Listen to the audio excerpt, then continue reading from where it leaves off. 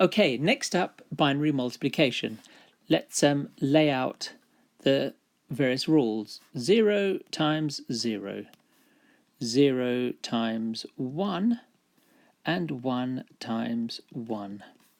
So what do they equal? Well, just like ordinary multiplication, 0 times 0 equals 0. 0 times 1, if you multiply anything by 0, what do you get?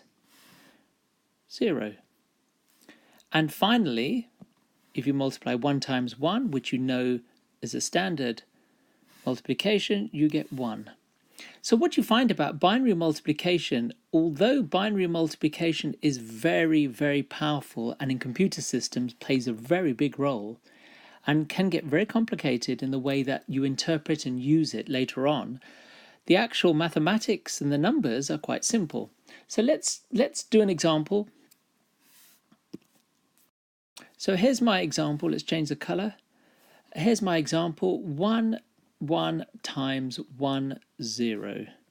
Now the sheet follows the same sequence, so we start with this 0 times 1, which gives us, let's use a different color, 0 times anything is 0.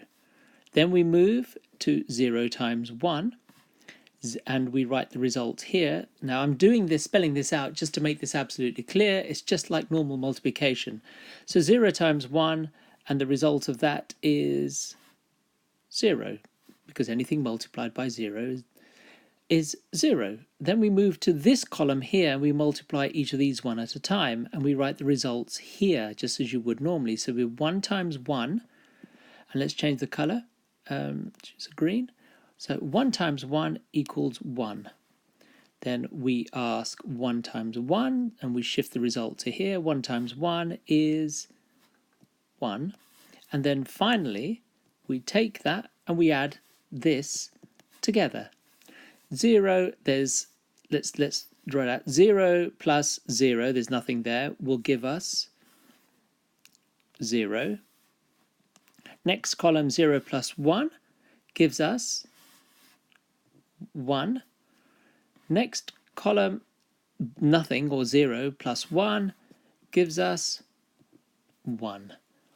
So that shows us very simply how to multiply two numbers. You involve, interestingly enough, a process of addition. So multiplication does require addition just as it does in normal.